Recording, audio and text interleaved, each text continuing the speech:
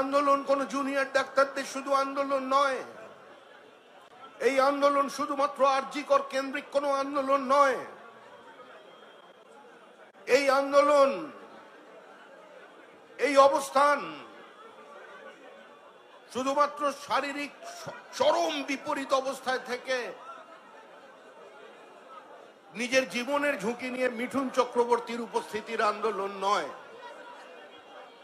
এই আন্দোলনকে সর্বব্যাপী করার আমরা চেষ্টা করেছি, কিন্তু এই আন্দোলন সর্বস্পর্শী হয়ে উঠতে পারেনি। এই কথা অস্বীকার করতে পারবেন না। সমাজের একটা অংশ, বিশেষ অংশ আজকে এই আন্দোলনে সামিল হননি। তাদের কণ্ঠে শোনা যায়নি উই ওয়ান্ট জাস্টিস। পাহাড় থেকে সাগর পর্যন্ত বিশেষ কিছু জায়গায় যারা আন্দোলনকারী তাদের উপরে আক্রমণ করা হয়েছে। মানুষ প্রতিবাদ করছেন একটি নির্দিষ্ট বাধ্যতার সংস্কৃতির বিরুদ্ধে। মানুষ প্রতিবাদ করছে একটা হেজিমনির বিরুদ্ধে। মানুষ উপড়ে ফেলতে চাইছে একটা একদলীয়, একচেটিয়া একাধিপত্যকে, একজনের স্বৈরাচারকে। যদি কেউ মনে করে থাকেন মিছিল করার মধ্যে দিয়ে মমতা বন্দ্যোপাধ্যায় ক্ষমতা থেকে সরে যাবেন, তিনি সরে যাবেন না। যারা অরাজনৈতিক রাজনীতির কথা বলছেন তারা জানেন একটা সরকারের পতন ঘটানোর জন্য মানুষকে যে সিদ্ধান্ত নিতে হয় সেটা রাজনৈতিক সিদ্ধান্ত। আমরা এটা জানি যে মমতা বন্দ্যোপাধ্যায় দেহ ত্যাগ করতে পারেন কিন্তু পদত্যাগ করবেন না।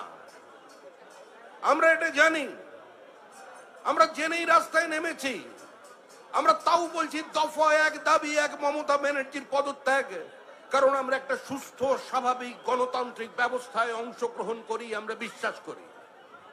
কিন্তু যে রাজনৈতিক দল গণতন্ত্রের প্রাথমিক শর্ত রাইট টু ডিসেন্ট, বিরোধিতার অধিকারে বিশ্বাস করে না, যে রাজনৈতিক দল যুক্তরাষ্ট্রীয় ব্যবস্থার উপরে কোনো আস্থা রাখে না, যে রাজনৈতিক দল পশ্চিমবঙ্গের সংবিধানের বিরুদ্ধে যুদ্ধ ঘোষণা করেছে, যে রাজনৈতিক দল প্রকৃতির বিরুদ্ধে যুদ্ধ ঘোষণা করেছে, যে রাজনৈতিক দলের দুর্নীতির কারণে, লুঠের কারণে নদী তার গতিপথ বদলে দিচ্ছে, যে রাজনীতির লুঠের কারণে পশ্চিমবঙ্গের ইকোলজিক্যাল ব্যালেন্স ধ্বংস হয়ে যাচ্ছে, আজকে সেই সরকারটাকে সরিয়ে দিতে হবে।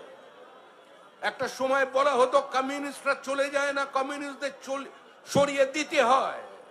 মমতা বন্দ্যোপাধ্যায় গণতান্ত্রিক আন্দোলনের মধ্যে চলে যাবেন না।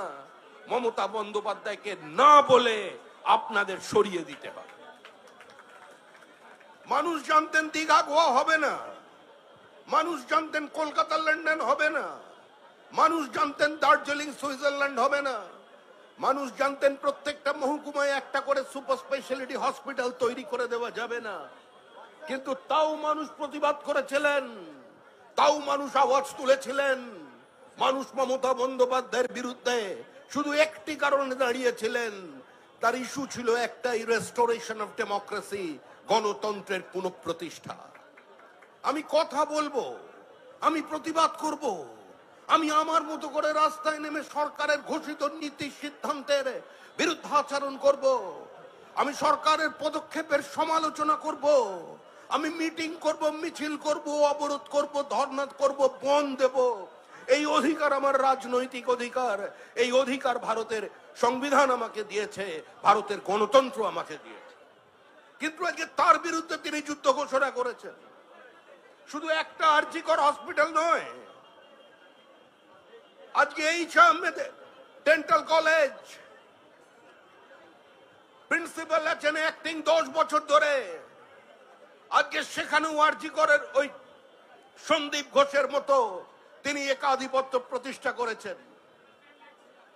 বিভিন্ন সময় টেন্ডারে বিভিন্ন সরকারি হসপিটালে প্রায় 3 গুণ দাম দিয়ে ফলস বিলিং করে আজকে বিভিন্ন যন্ত্রাদি কেনা হয়েছে। আমরা ডাক্তারের মৃত্যু নিয়ে আলোচনা করছি, আন্দোলন করছি, কিন্তু এই মুহূর্তে পশ্চিমবঙ্গের কোন সরকারি হসপিটালে জীবনদায়ী ওষুধ নেই। এই মুহূর্তে ক্যান্সার পেশেন্টদের পাশে দাঁড়ানোর মতো, তাদের সাইকেল কমপ্লিট করবার মতো ওষুধ পশ্চিমবঙ্গে নেই, কারণ সরকারের কাছে টাকা নেই। একজন মুখ্যমন্ত্রী তিনি প্রশাসনিক সভা করেন, প্রশাসনিক সভায় উপস্থিত থাকেন চিফ সেক্রেটারি, ডিআইজি, তাদের উপস্থিতিতে তিনি হালকা করে মানে আলতো করে একটু বকিয়ে দেন মাঝে মধ্যে এসপিদের, জেলা শাসকদের। যে মুখ্যমন্ত্রী প্রকাশ্যে দাঁড়িয়ে সাংসদ বিধায়কদের সম্পর্কে মন্তব্য করেন, যে মুখ্যমন্ত্রী রাজ্যের মানুষের টাকা নিয়ে খোলা বাজারে প্রশাসনিক সভার নামে রাজনৈতিক সভা চালান, যে মুখ্যমন্ত্রী অশোক স্তম্ভের নিচে দাঁড়িয়ে, অশোক স্তম্ভের নিচে কখনো বসে বিভিন্ন সময় কেন্দ্রীয় সরকারের সমালোচনা করেন প্রশাসনিক বৈঠক থেকে, তার কোনো নৈতিক কিংবা রাজনৈতিক অধিকার নেই এই মুহূর্তে লাইভ স্ট্রিমিং এর বিরোধিতা করা, ভিডিওগ্রাফির বিরোধিতা করা। ছাত্ররা ছাত্রদের মতো আন্দোলন করছে, যারা রাস্তায় নেমেছেন, দীর্ঘদিনের ধরে আন্দোলন চালিয়ে যাচ্ছেন জুনিয়র ডাক্তাররা। আমরা আগে আমাদের সলিডারিটি তাদের এক্সপ্রেস করেছি, আমাদের সহমর্মিতা আছে, আমাদের সমর্থন আছে। আমরা জানি ওই জুনিয়র ডাক্তারদের আন্দোলনের মধ্যে ভিন্ন ভিন্ন মতাদর্শী চিকিৎসক আছেন, আমি কারোর নাম করতে চাই না। বিভিন্ন সময় এমন স্লোগান শোনা যাচ্ছে সেখানে, সেটা নিঃসন্দেহে বিজেপির কর্মীদের আবেগকে আহত করছে, কিন্তু তারপরও আমরা বলছি এই প্রতিবাদ স্বতঃস্ফূর্ত প্রতিবাদ। এই স্পেস টুকুনি দেওয়ার দরকার আছে কোন গণতান্ত্রিক ব্যবস্থায়। তাই জুনিয়র ডাক্তাররা আন্দোলন করছেন। তারা কখন, কিভাবে, কোথায় আন্দোলন করবেন, তারা ভিডিওগ্রাফি চাইবেন কি লাইভ স্ট্রিমিং চাইবেন, এটা তাদের ব্যক্তিগত সিদ্ধান্ত। পশ্চিমবঙ্গ বিজেপি কিংবা সর্বভারতীয় বিজেপির এমন দৈন্য দশা হয়নি যে জুনিয়র ডাক্তারদের ভেতরে ঢুকে গিয়ে নিজের দলীয় পতাকা নিয়ে নিজেকে রাজনৈতিকভাবে প্রাসঙ্গিক করতে হয়। পশ্চিমবঙ্গের মানুষ আমাদের আশীর্বাদ করেছে। একটা সময় ছিল বুদ্ধদেব বাবু বলতেন, বিধানসভায় যাদের কোনো প্রতিনিধিত্ব নেই আমরা তাদের সর্বদলীয় বৈঠকে ডাকি না। একটা সময় ছিল যখন পার্লামেন্টে দাঁড়িয়ে সোমনাথ চ্যাটার্জি 13 দিনের সরকার অটল বিহারীর পতনের সময় বলেছিলেন, Atalji, why don't you understand? You have been rejected by everyone. Is it my fault? কোথায় সিপিআইএম আর কোথায় পার্লামেন্টে আজকে বিজেপি?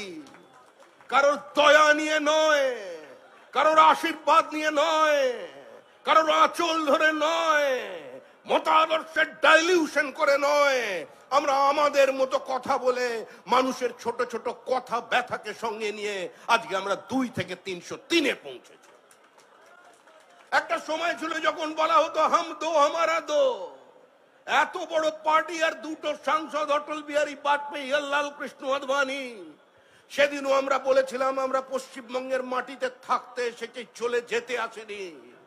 আজকে তাকিয়ে দেখুন, একটা সময় ছিল বাংলায় যারা বিজেপির বিরুদ্ধে আচরণ করছেন, সেটিং এর তত্ত্ব দিচ্ছেন, তাদের দিকে তাকান। একদিন নির্বাচনের আগে লোকসভায় বলা হতো কংগ্রেসকে 1:1 লড়াইয়ে নিয়ে আসতে হবে, আমরাও সেই কথা বলেছি। একটা সময় ছিল হরকিষেণ সিং সুরজিৎ, তিনি বলতেন ধর্মনিরপেক্ষ বিজেপি বিরোধী, কংগ্রেস বিরোধী প্রগতিশীল জোট। কোথায় জোট? আজকে আমাদের বিরুদ্ধে জোট তৈরি হচ্ছে। অপ্রাসঙ্গিক রাজনৈতিক দল বলে যাকে প্রত্যাখ্যান করেছিলেন, আজকে তারা ভারতবর্ষের রাজনীতির টার্মস এন্ড কন্ডিশন ডিকটেট করছে। আমরা সেদিনও বলেছিলাম এমন কোন সিদ্ধান্ত নিতে পারবেন না যা আমাদের স্পর্শ করবে না। 80-র দশকে আমাদের তোলা ইস্যু জাতীয় এজেন্ডা হয়েছে। আপনারা যা সিদ্ধান্ত নিয়েছেন সেটা বিজেপির বিরুদ্ধে গেছে। আর আজকে দাঁড়িয়ে আমরা বলছি আমাদের কমিটমেন্টের সঙ্গে আমরা কোনোদিন আপোষ করিনি। আমরা ছোটবেলা থেকে স্লোগান দিয়েছি, ঘাস কা রোটি খাएंगे, অটল को पीएम बनाएंगे, देश की नेता कैसा हो অটল বিহারী जैसा हो। অটল বিহারী প্রধানমন্ত্রী হয়েছে। আমরা মানুষের সামনে দাঁড়িয়ে বলেছি, जहां हुए बलिदान मुखर्जी वो कश्मीर हमारा है। আমরা 370 ধারা বাতিল করে দিয়েছি। আমরা মানুষের সামনে দাঁড়িয়ে বলেছি অন্বেষা ঘোষের সঙ্গে আয়েশা মানুর একই অধিকার থাকা দরকার। জেন্ডার ইকুয়ালিটি, জেন্ডার জাস্টিস, 3 তালাক প্রথা আমরা বাতিল করে দিয়েছি। আমরা মানুষের সামনে দাঁড়িয়ে বলেছি রাম মন্দির কোন মন্দির মসজিদের লড়াই নয়, এটা ভারতবর্ষের আত্মমর্যাদা, ভারতের পরিচিতি, ভারতের সংস্কৃতির বহমানতার লড়াই। এই লড়াই ভারতের সংস্কৃতির সঙ্গে বহিরাগত একটি শত্রুদের আক্রমণের লড়াই। আমরা বলেছিলাম যে রাম লালা হাম আয়েঙ্গে, মন্দির ওহি বানায়েঙ্গে। কিছু মানুষ বলেছিলেন মগর তারিখ নেই বাতায়েঙ্গে।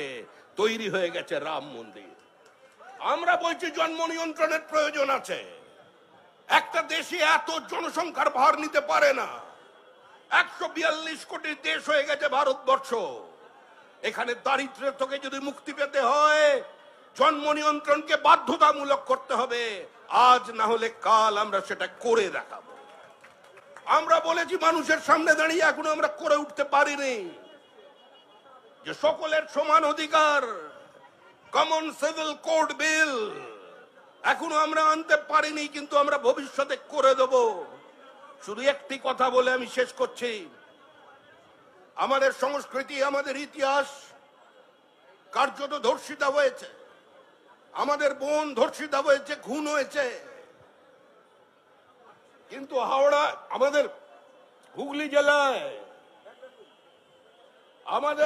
জেলায় আজকে সেখানে দেবী দুর্গার মাটির প্রতিমা, সেটা পর্যন্ত ধর্ষিতা হয়ে গেছে। তার গোপনাঙ্গে মানে নিম্নাঙ্গে সেখানে লোহা ঢুকিয়ে ফুটো করে দিয়ে চলে গেছে কিছু মানুষ। কেন সাহস পাচ্ছে? কেন পশ্চিমবঙ্গের মাটিতে দাঁড়িয়ে এই ঔদ্ধত্য দেখাতে পারছে আপনাদের সঙ্গে? কারণ আপনারা ঐক্যবদ্ধ নন। আপনারা বলতে পারছেন না যে এপার বাংলা ওপার বাংলার কথা। এখানে যারা বসে আছেন তাদের অধিকাংশই এসেছেন পূর্ববঙ্গের উদ্বাস্তু। ওখানে আপনার গান্ধীবাদ চলেনি, মার্ক্সবাদ চলেনি, একাত্ম মানববাদ চলেনি, হিন্দু নামরা মুসলিম চলেনি, একই বৃন্দে দুটি কুসুম চলেনি। ওখানে যেটা চলেছে সেটা হয়েছে যা পালা এখান থেকে, এখানে তোর কোনো জারি জুড়ি স্থান নেই। আবার শুরু হয়েছে বাংলাদেশে। এই আন্দোলনের সঙ্গে ভুলে যাবেন না ওপার বাংলার ঘোষ, বোস, দত্ত, মিত্র, চক্রবর্তী যারা আছেন, যারা সরকার ঢোল পোদ্দার আছে, যারা জয়সওয়াল গুপ্তা আছেন, যারা নমশূদ্র আছেন, মতুয়া আছেন, জৈন আছেন, আজকে তারা আমাদের রক্ত, তারা আমাদের ভাই। দেশ ভাগের আগে তাদের কাছে জানতে চাওয়া হয়নি যে তোমরা স্বাধীন পাকিস্তানের জন্য লড়াই করেছিলে না স্বাধীন ভারতবর্ষের জন্য লড়াই করেছিলে। ইস্ট বেঙ্গল ক্লাব, সেই ক্লাবে গিয়ে মন্ত্রী বলছেন রক্ত দিয়ে পেয়েছি মাটি, কাগজ দিয়ে নয়। কোথায় ছিল বাড়ি? কোথায় ছিল বাড়ি? উত্তর নিন। দক্ষিণ কলকাতার কলোনি এলাকায় যারা বসবাস করেছেন, রক্ত দিয়ে নিতে হয়নি। ভুলে যাবেন না ইস্ট বেঙ্গল ক্লাবের ক্যাচ লাইন হলো ছিন্নমূল মানুষের আকাশ ছোঁয়ার স্বপ্ন। আর সেইখানে দাঁড়িয়ে আজকে বিরোধিতা করছেন ডক্টর শ্যামাপ্রসাদ মুখার্জির 20 জুনের করে চাটুকারিতার জন্য মমতা বন্দ্যোপাধ্যায়ের 1 বৈশাখকে পশ্চিমবঙ্গ দিবস হিসেবে মেনে নিচ্ছেন। এর বিরুদ্ধে প্রতিবাদ করুন, প্রতিবাদ চলবে। যে যার মতো করে প্রতিবাদ করুন, সহযোগিতা করুন প্রত্যেককে। কিন্তু ভুলে যাবেন না বাংলাদেশের ওই পরিণতি আপনার হতে চলেছে।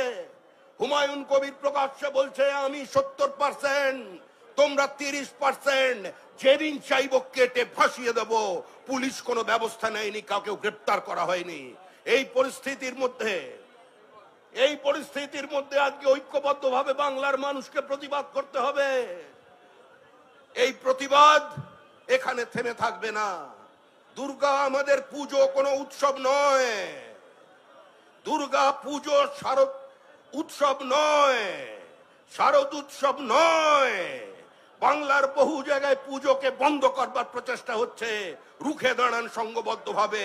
যদি আগামী দিন বাংলাদেশের পুনরাবৃত্তি না দেখতে চান তাহলে এইখান থেকে শপথ নিন যে পুজোর কটা দিনও আপনি আপনার ওপারের এপারের অসহায়